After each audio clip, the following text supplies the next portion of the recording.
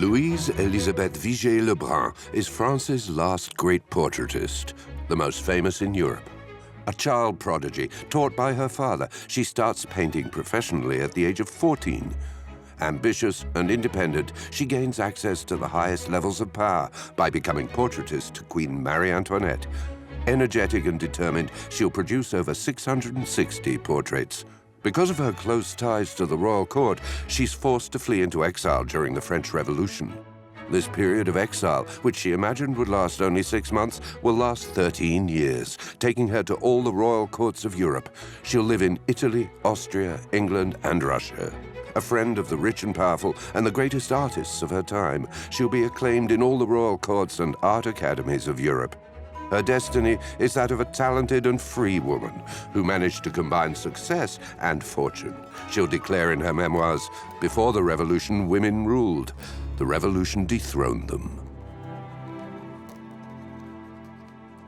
My very dear friend, you urge me so warmly to write my memoirs for you that I have decided to satisfy your desire.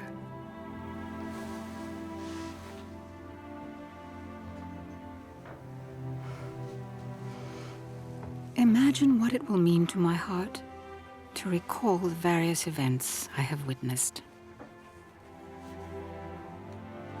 And the friends who exist no more, save in my thought. Nevertheless, the task will be an easy one, for my heart loves to remember. And in my hours of loneliness, those dear departed friends surround me still. So vivid do they appear to my imagination.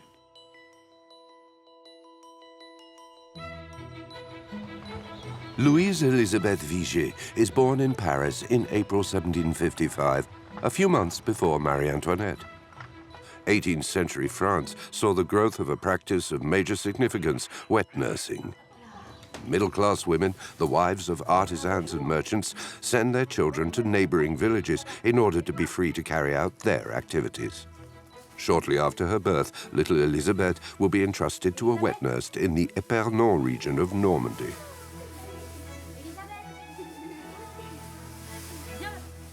In 1761, her father Louis comes to take her home. Élisabeth, now aged 6, discovers a father she doesn't know and has to say goodbye to her foster family. She'll spend a few weeks in the family apartment in Paris, Rue de Cléry, where she'll discover the day-to-day life of her parents, her brother Etienne, 3 years younger than herself, and especially her father's work. Her father was a pastel portraitist, a member of the Academy of St. Luc Artists Guild. He was a man who sought out the company of musicians, poets, and wits. Court life and the growth of a wealthy Parisian middle class account for the increasing popularity of the portrait. Latour, Van Loo, Greuze, or Drouet will be the fashionable masters of this art. Everyone wanted their portrait painted. There was no other way to preserve your likeness in that age. Pastels artist Louis Vigée, whilst not having the genius of the great masters, has acquired a fairly large clientele. Artists, nobles, and burghers all sit for him.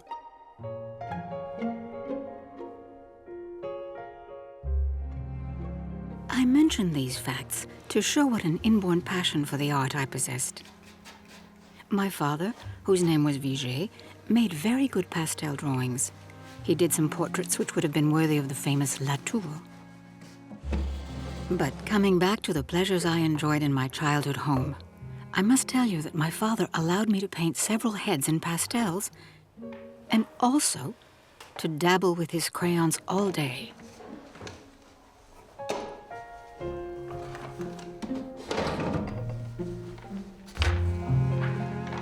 Her father adored her, and he would give her free rein when he would let her in his studio, take his pastel boxes and start drawing. Her father is very encouraging of her talent, and one day, after seeing a drawing she did of a bearded man, exclaims, "You will be a painter, child, if there ever was one." After a few short weeks spent in the family home, Élisabeth is sent to boarding school at the Trinity Convent in the Faubourg Saint-Antoine. At 6 years old, she's one of its youngest pupils. While boys are educated in schools or through private tutors, girls from the upper and middle classes are mainly educated in convents. They're taught very little: biblical history, the basics of sewing and writing, in order to prepare them for their future roles as companionable wives and mothers. At the age of 11, she leaves the convent. Her father undertakes to train her and sends her to one of his friends, a painter called Devenne, who teaches her how to set a palette. These future artists in painting, pastels, or drawing are going to meet other masters during their youth. Madame Vigée Le Brun will have a lot of admiration for artists such as Jean-Baptiste Greuze and Joseph Verne.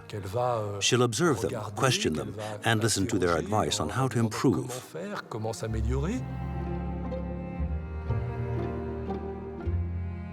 Élisabeth continues her apprenticeship, but is soon going to lose her first teacher. I had just spent one happy year in my parents' house when my father fell ill. My mother wept day and night. As for myself, I will not attempt to describe my desolation.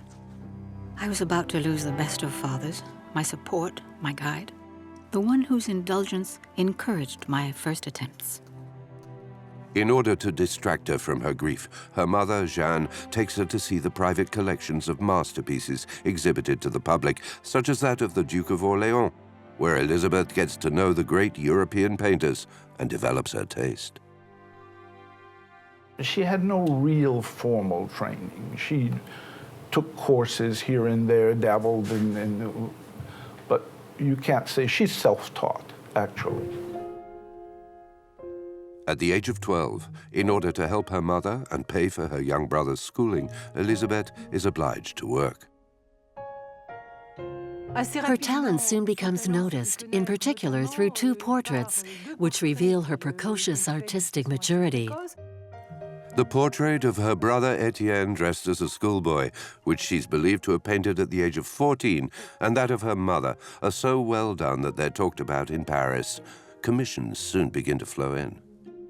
A year after the death of her husband, Jeanne Messin marries a rich jeweler, Jacques-François Le Sèvre, to whom Élisabeth and Etienne are openly hostile. When the young girl starts to receive payment for her first commission portraits, Le Sèvre considers that this money belongs to him, and he uses it for himself. Élisabeth rapidly builds up a large clientele of artists, burghers, and nobles. Her fees increase, and she starts earning a lot of money.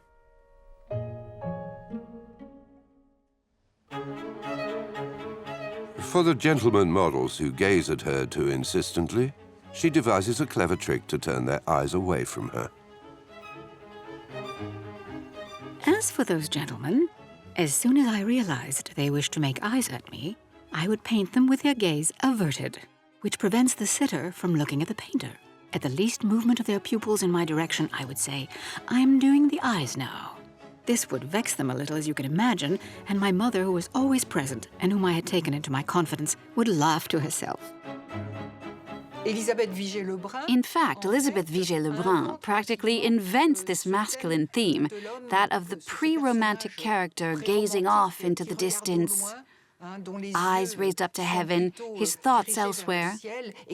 In this way, she diverts the man's eyes and possible amorous intentions away from her.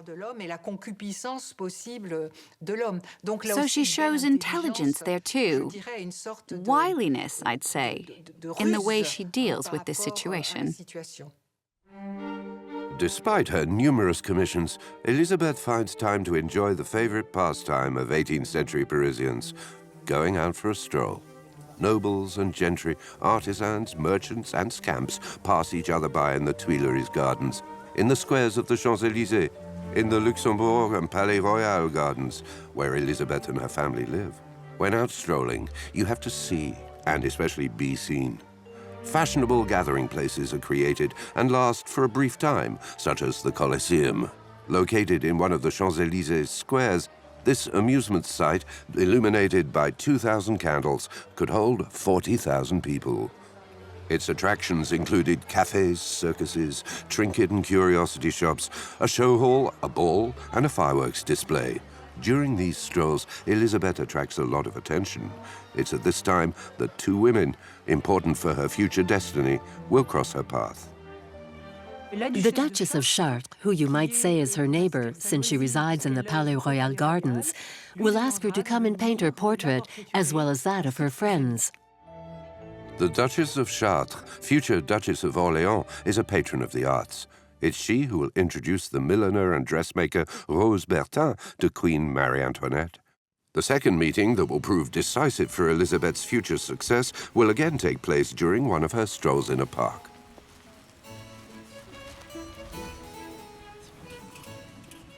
We went to Marly-le-Roi, and there I realized for the first time how enchanting a place could be. One morning, I met the Queen walking in the park with several ladies of her court. They were all in white dresses and so young that they looked like an apparition. I was with my mother and was turning away to leave when the Queen very kindly stopped me and invited me to continue in any direction I might prefer.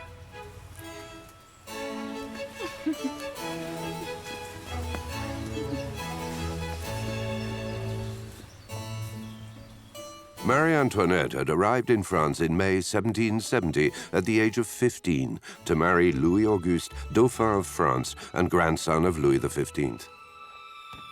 During a firework display held to celebrate the marriage, Place Louis XV, future Place de la Concorde, is the scene of a dramatic incident. 133 people are smothered and trampled to death during a wave of panic caused by a fire set off by a falling rocket. An ominous omen, for it's on this very same site that 20 years later, the royal couple will be executed. Élisabeth and her family escape the fire unharmed. Élisabeth's clientele grows larger day by day, but she works as a free agent outside any official institution.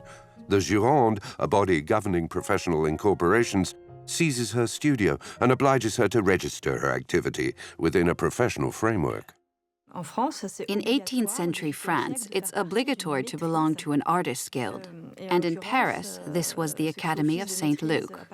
So if you weren't a member of the Academy of St. Luke, you had to be a member of the Royal Academy of Painting and Sculpture. This is why she applies to become a member of the Academy of St. Luke, where she'll be enthusiastically accepted. In 1775, Jacques-François Lesèvre and his family moved to an apartment in a big mansion house in Rue de Cléry, almost directly opposite the former apartment of Louis Vigée. Their apartment is in a beautiful mansion house called the Loubert Mansion, whose live-in owner is Jean-Baptiste Pierre Le Brun. Jean-Baptiste is an ambitious young man who pursues a triple career as painter, art restorer, and art dealer. His apartments are filled with works of the old masters, which Élisabeth will study and copy. The best learning method for aspiring female painters who'd already mastered the basics was to copy the existing works of art. It's always been like that. Jean-Baptiste is also the curator of several large private art collections, such as that of the Count of Vaudreuil. Joseph Hyacinthe de Vaudreuil is a nobleman at the court of Louis XVI. Peer of France, governor of the Louvre, and member of the Academy of Fine Arts, he'll become one of the first collectors of Élisabeth's portraits. At the Loubert mansion, the young art dealer soon succumbs to the charms of the talented and beautiful young woman. I was then 20 years old. I was living without anxiety as to my future, since I was earning a good deal of money and thus felt no inclination for matrimony. But my mother, who believed Monsieur Le Brun to be very rich, unceasingly urged me not to refuse such a profitable match, and I at last consented to the marriage. They both have an artistic sensitivity. They can discuss painting, and they're both very ambitious. So it's this love of painting, this ambition, and a mutual attraction that will form the bond of their couple, which will last, finally, for quite a number of years.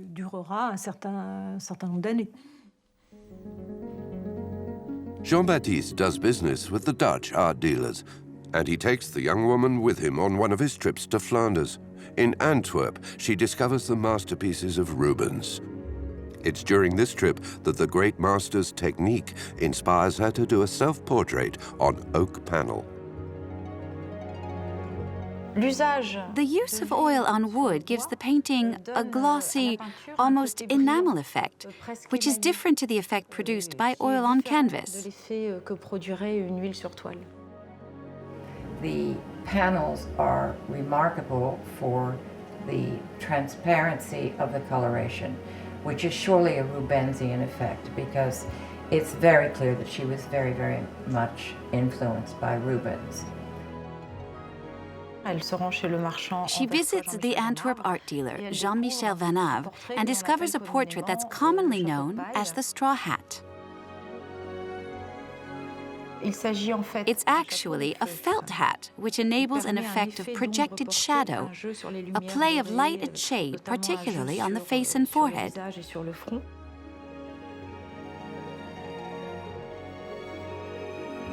She went back to France and painted her self-portrait, which is one of the greatest pictures she ever painted, and the first one on panel.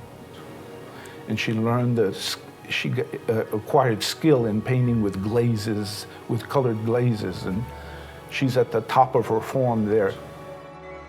The painting is so successful that Élisabeth, at the request of her clients, re-employs the same accessories. The silk shawl edged in black lace and the hat, creating a gentle chiaroscuro effect, can be found in several of her other portraits.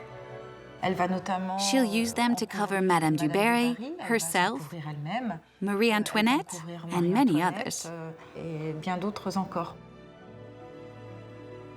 It's amusing to see that from one portrait to another, Vigée Le Brun, once she's found a formula that works, will use this same costume, these same accessories, on different models.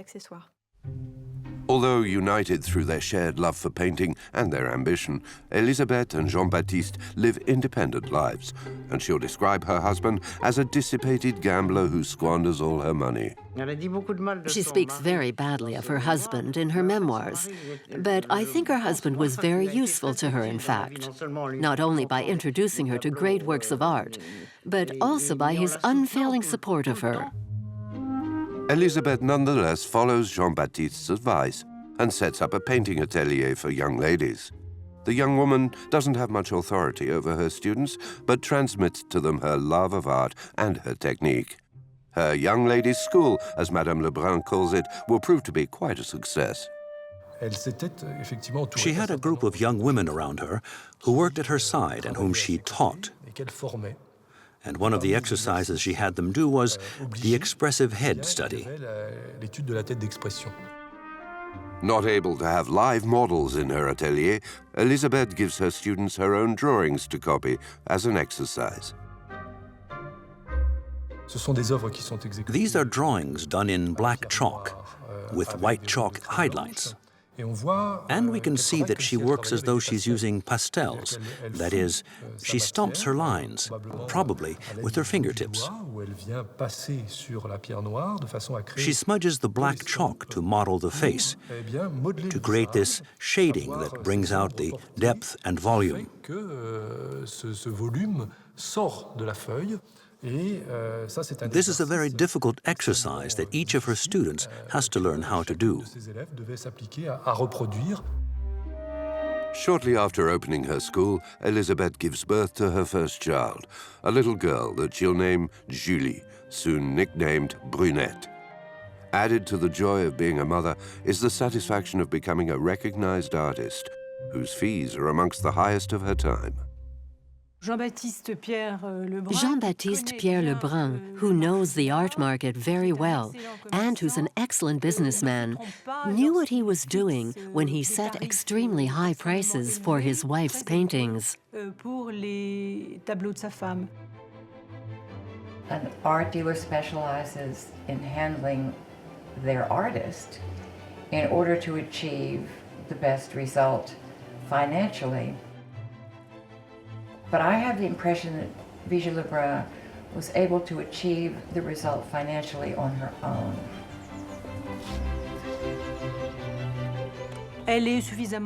She's personable and talented enough to be able to establish her own connections. Little by little, she's going to succeed in making a name for herself in the society of her time, on the one hand through her talent, and on the other through her beauty. She's a very graceful woman, very bright and cultivated.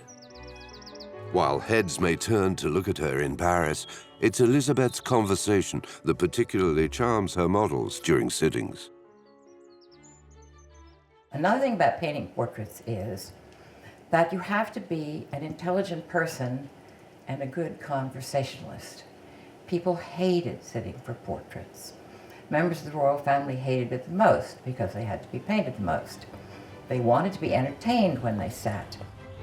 Ambitious, her desire is to reach the highest ranks of power, and it's undoubtedly through the Duchess of Chartres that she gains access to Queen Marie Antoinette. In 1778, she obtains official entrance to the royal palace of Versailles. Empress Maria Theresa, who was Marie Antoinette's mother, was in a mission that she received. She received some portraits that so offended her that she asked the Queen to find a painter. Marie Antoinette est toujours déçue par les portraits. Marie Antoinette is always disappointed with the portraits done of her. There's this famous letter to her mother in November 1774 in which she writes, "The painters kill me and make me despair." So, it's in this context of expectancy on the part of the Queen that Louise Élisabeth Vigée Le Brun is going to be given her chance at painting her, and it's this first portrait of the Queen called En robe à panier, in a hoop skirt.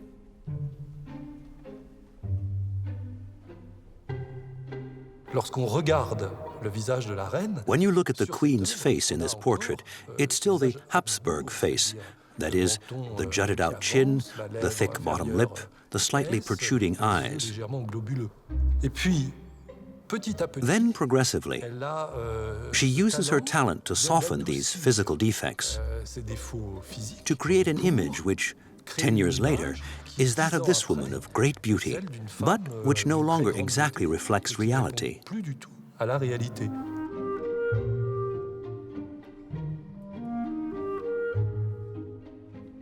The likenesses are perfect, and yet she operated like a plastic surgeon.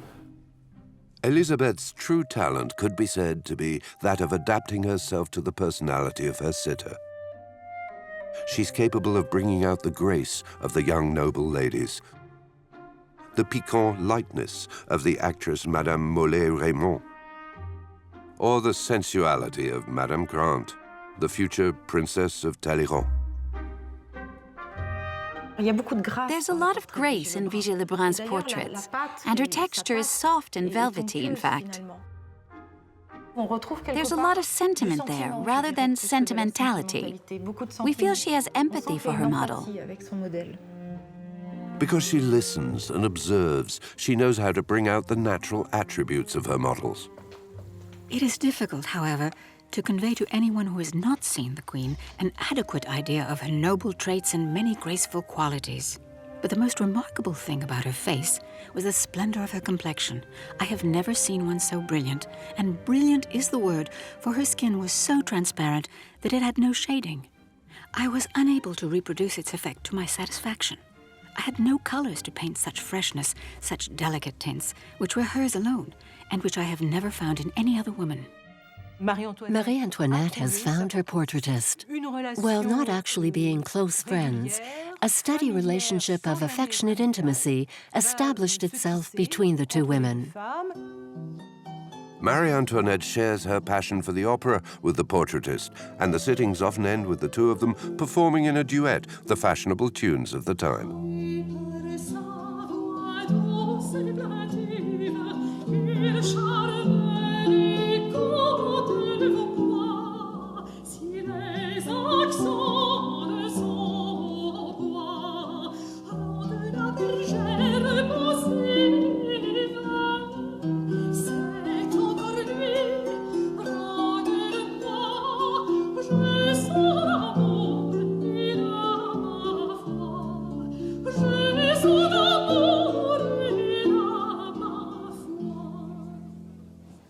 Élisabeth now wants the ultimate recognition, that of being accepted by the Royal Academy of Painting. But she's refused admission because its regulations formally forbid any contact with mercantile professions, and she's the wife of an art dealer. A woman at that time shared the profession of her husband. So that was the reason they excluded her. And so she went behind their backs and went to the Queen and persuaded the Queen to get permission from the King for her to be able to enter the Academy, because that was the royal way to succeed. Then you could exhibit in the official salon of the Academy. In reality, the Academy accepts very few women artists. Only 4 of them will be admitted in 1783, Madame Le Brun, Anne Vallier-Coster, Marie-Thérèse Reboul, and a formidable rival in the art of portraiture, Adelaide Labille-Guiard. She and her great rival, Madame Labille-Guiard, used to show their finest works in the salon, and each of them tried to beat the other one. So in 1783, Vigée Le Brun did her self-portrait wearing a straw hat, which is one of the great masterpieces of her. Then very next salon, Madame Labille-Guiard produced her self-portrait with her students. So she was trying to show off and to put herself on the same level as her rival.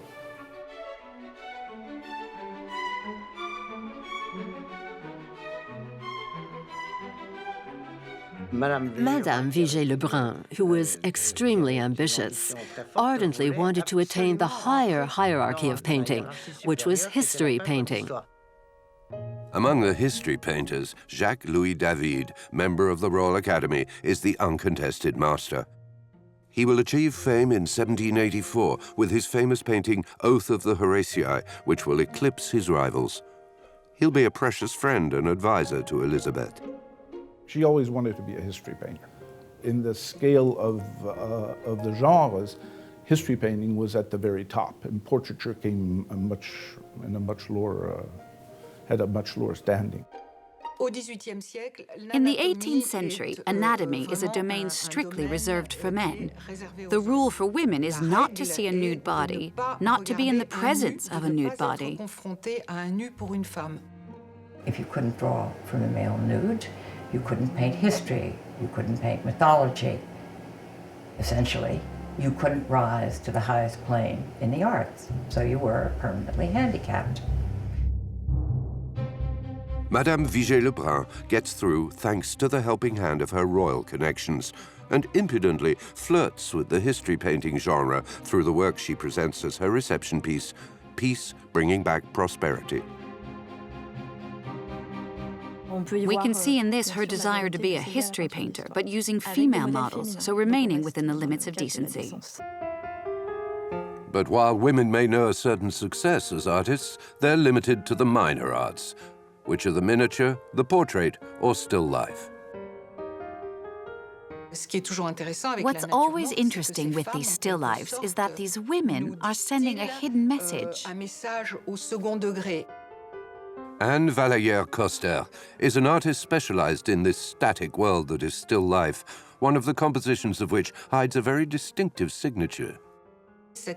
This marine still life, showing shells opening before us, is a female signature with very precise symbols, almost depictions of female genitalia. genitalia.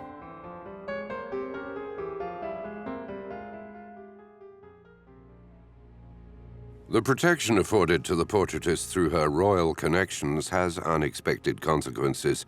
Rumors start circulating. She's accused of contributing to the royal deficit by burning banknotes to warm herself, of having multiple lovers, including Monsieur de Calonne, the then Controller General of Finances.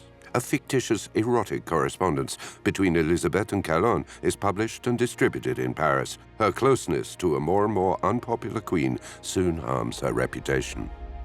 Of a horrible press campaign against her because she belonged to the circle who formed the most intimate friendships with the court of Louis XVI and Marie Antoinette, and she became the official, or rather the non-official, first painter to the Queen.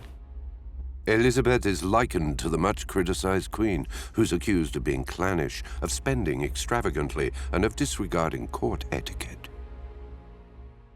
Marie Antoinette breaches court etiquette by choosing her own dressmakers, which theoretically she doesn't have the right to do.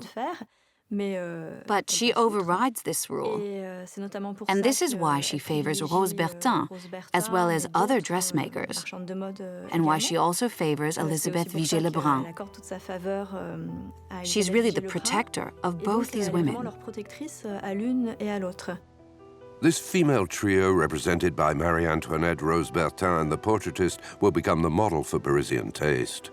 Élisabeth, for her part, spends very little on her wardrobe and invents a simple and practical dress style that's suited to her work.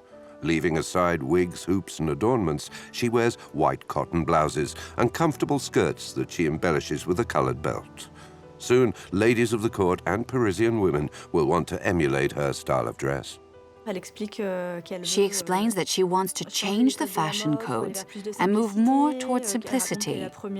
She relates that she's the first one not to use powder on her models, to have natural-looking hair in her portraits. All this takes place in a historical context, the 1780s, influenced by Jean-Jacques Rousseau and his natural man philosophy. Madame Le Brun, always on the lookout for new clients, knows that the Salon of the Royal Academy, a veritable contemporary art fair, is the place to be seen at. She exhibits her portraits there at each session. The art salon is indispensable. You have to show yourself.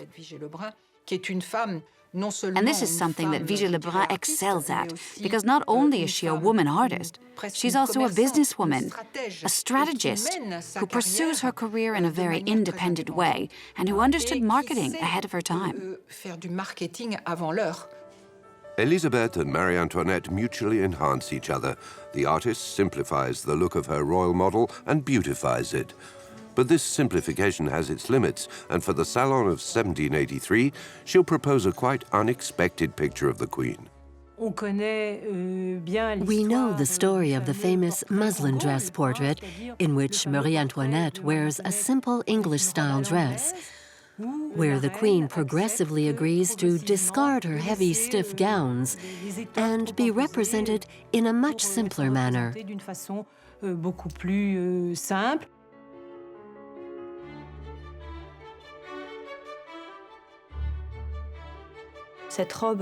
This muslin dress, which is a simple cotton muslin dress, places the spotlight on a material, cotton, that's normally used for underwear or for a house dress at the most.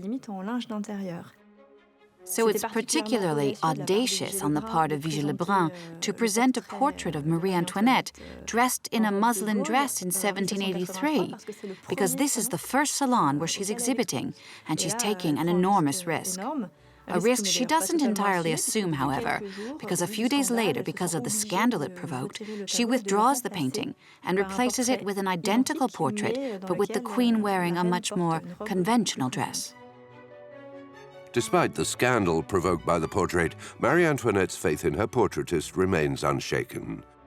She'll commission other portraits from her, and soon one of her children, too. We have to place ourselves in the context. A few years after their marriage, the royal couple's infertility becomes an affair of state, so much so that the arrival of Madame Royale, Marie Theresa Charlotte, is a cause for national celebration, and then the birth of the Dauphin, Louis-Joseph Xavier François, sends the country into raptures of joy, since there's now a male heir to the throne, ensuring dynastic continuity. Madame Le Brun is going to place them in a pastoral setting, with the royal children sitting on the ground. This is not at all in keeping with court etiquette, and yet their costume still reminds us of the rank of Marie Antoinette's children, since the heir apparent wears the insignia and the celestial blue ribbon of the Order of the Holy Spirit, which all children of the sovereign receive on the day of their baptism.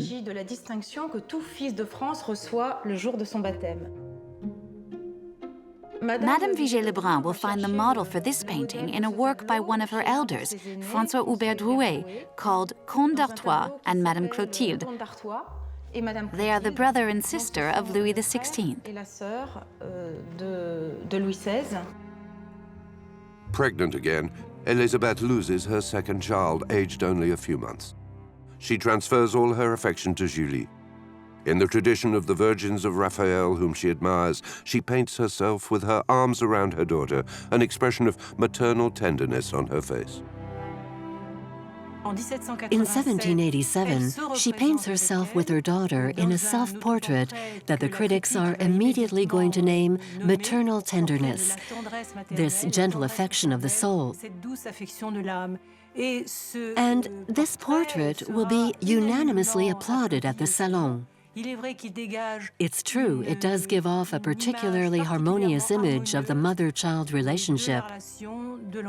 And it's this sort of ideal, symbiotic image that the artist will try to preserve, and which will be destroyed by the reality of her true relationship with her daughter. King Louis XVI, and especially Marie Antoinette, are the target of increasingly aggressive criticisms and satirical cartoons. Discontent is brewing, and what should have remained just an anecdote in 1785 becomes a scandal.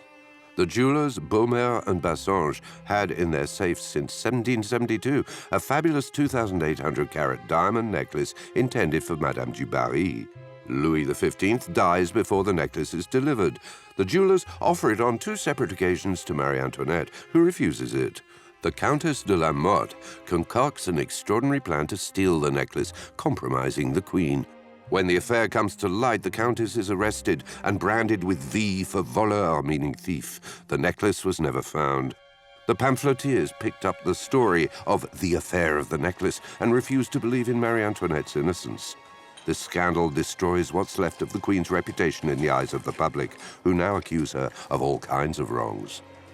This is why the superintendent of the King's buildings, Donchevilliers, is going to commission from the artist a portrait of the Queen as a mother with her children. It's at a time when the Queen is extremely unpopular. She's referred to as the Austrian. There's this famous necklace affair, so it's really in the aim of rehabilitating Marie Antoinette, to have people forget the frivolous young woman she may have been and rehabilitate her through exalting her in her role as mother. So it's a highly political commission. It's a group portrait, a composition that the artist isn't particularly used to doing, and it's also a very large format portrait, so she's going to ask David for advice. He suggests a triangular composition in order to sanctify the painting and bring to mind the compositions of the Renaissance, and in particular, Raphael's Holy Families. Exhibited in the Salon of 1787 between the portrait of Julie and her mother and a portrait of Madame Adelaide by l'Abbé Guillard, the painting could almost allude to an episode of Roman history, that of Cornelia, mother of the Gracchi. A friend who'd come to visit Cornelia and show off her jewelry asked to see Cornelia's in turn. Cornelia replies by gesturing to her children, "These are my treasures and my finest jewels." That's why we see in this highly composed painting Queen Marie Antoinette with her children, and behind them the Queen's jewel case. The jewel case is relegated to the background, and it's her children that are placed in the foreground. Placed on the jewel case is the royal crown resting on a cushion decorated with fleur-de-lis to remind us of the majestic dignity of the characters. We're still in a royal context. Now, this jewel case, even if it is in the shadows, can't help bringing to mind the recent affair of the necklace, so it's perhaps because of this that the painting fails in its purpose. Everyone sees the portrait. It's heavily criticized, especially for the expression on the Queen's face, which is deemed to be too sad. It's far too late for Marie Antoinette's reputation to be restored. These scandals don't make a dent in Madame Le Brun's artistic and social successes. Her little antechamber has become a very popular salon in Paris, where celebrities can be counted amongst the painters, poets, and fashionable musicians. Salons were the private entertainment of that time, especially in the class of society in which she operated. And in order to have access to the right people, it would be necessary to meet them under the right circumstances. And those circumstances would be the salon, where every sort of conversation was held, where you needed knowledge of music and the arts, where you needed to know everything that was going on in society, and where you had to amuse everybody. Otherwise, they wouldn't come to your salon. Anyone who was anyone in Paris, in music, came to her salon. So who were these people? Well, there was Gluck. Gluck is a star in France. Since his arrival at the Paris Opera House, he received lots of commissions. He wrote 6 great operas for Paris. Grétry came to her salon, she sang with him, and Grétry was also a European celebrity. Everyone came to her. She put on very, very fine entertainments.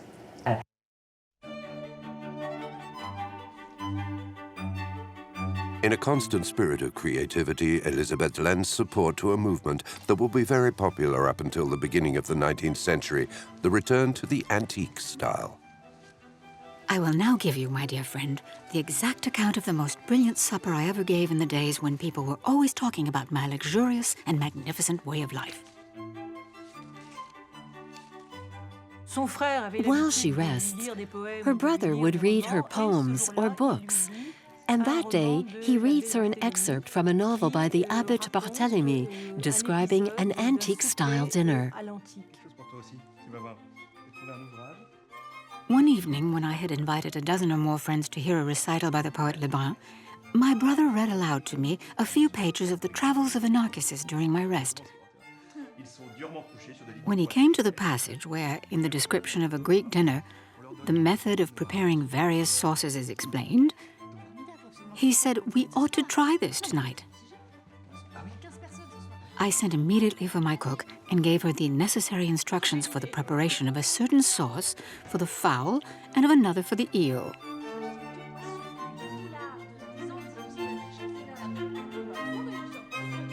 My atelier, full of things I used for draping my models, would furnish me with enough material for garments. I placed behind the chairs a large screen, which I took the precaution of concealing beneath some hangings looped up at intervals, as may be seen in Poussin's pictures.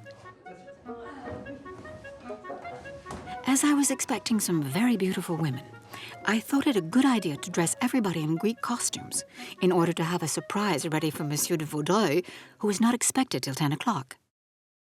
As I always wore white gowns in the form of a tunic, I needed only to put a chaplet of flowers on my head. The preparations were finished. I took particular pains in costuming my daughter, darling child that she was. The guests start to arrive. Madame de Bonneuil, Madame Chalgrin. She dresses them up in drapings from her studio, wraps scarves and shawls around their waists. And there they were, all 3 metamorphosed into perfect Athenians. Le Brun Pindar comes in, and I fix on his head a crown of laurels. At 10 o'clock, we heard the carriage of Count de Vaudreuil enter the courtyard.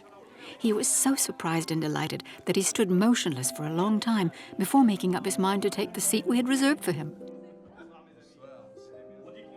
I do not believe I have ever spent a more amusing evening. Monsieur de Vaudreuil was so delighted with the evening that he talked about it to all his acquaintances the next day. Some ladies of the court begged me to repeat the performance. I declined for various reasons, whereat several of the ladies took offense. If the name of Count Vaudreuil is so often mentioned in Madame Le Brun's memoirs, it's because their relationship may have been less platonic than she describes it. She probably had a liaison with Count Vaudreuil. In any case, her gardener notes in his diary that Madame Le Brun was Vaudreuil's mistress. Madame Le Brun possessed among her objects a snuff box which had a lock of Vaudreuil's hair inlaid in its lid.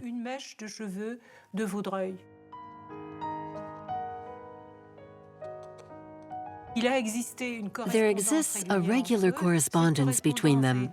This correspondence was burnt during the Reign of Terror by Étienne Vigée for safety's sake.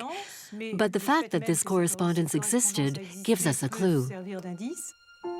Since the end of the 1780s, bad harvests and ever heavier taxes weaken and discontent the population.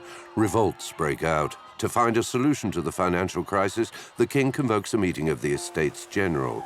On June the 20th, 1789, in the Jeu de Paume room at Versailles, the deputies of the Third Estate, the clergy and the nobility take an oath not to adjourn before adopting a constitution for France. On June the 30th, the people of Paris storm the prison of the Abbey of Saint-Germain-des-Prés and free the French guards imprisoned there for insubordination. On the morning of July the 14th, the Parisian rioters go looking for arms. They pillage the arsenal of the Hôtel des Invalides and the Royal Treasury, where they find guns and cannons, but no powder. They'll find some at the Bastille, together with other partisans of the revolution amassed in front of the fortress prison in Faubourg Saint-Antoine since that morning. The storming and destruction of the Bastille, symbol of arbitrary power, begins.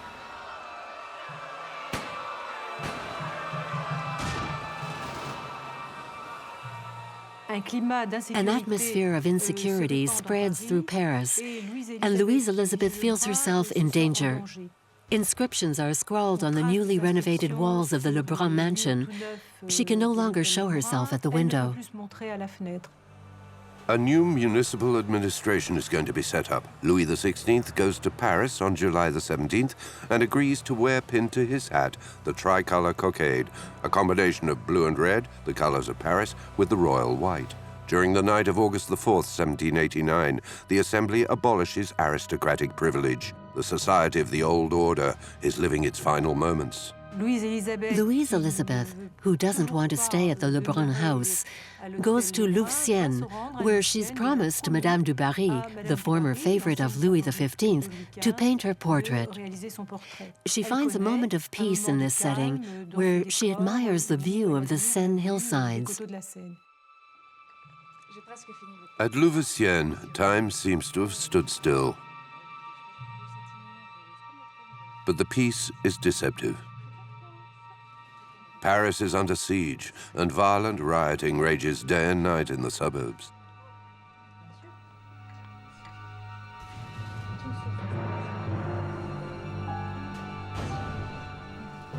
From Louvciennes, we could hear cannon fire in the distance.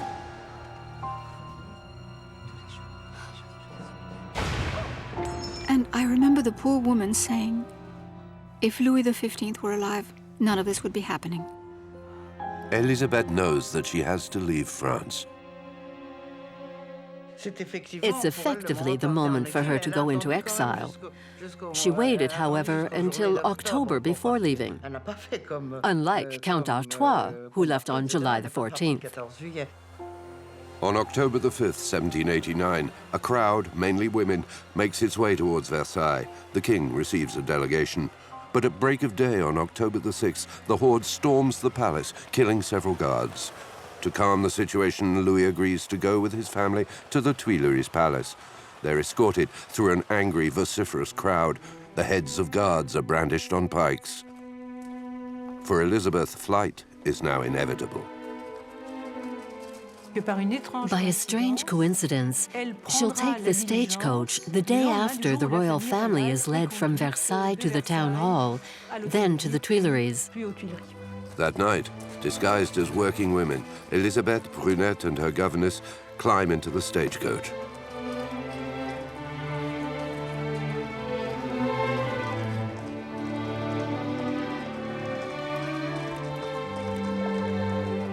Her brother Etienne, Jean-Baptiste Le Brun, and their friend Hubert Robert ride at the side of the coach up to the Saint-Antoine barrier. The first stage of the journey will take Élisabeth to Lyon. She doesn't know it yet, but this journey will last 13 years. 13 years of exile throughout Europe.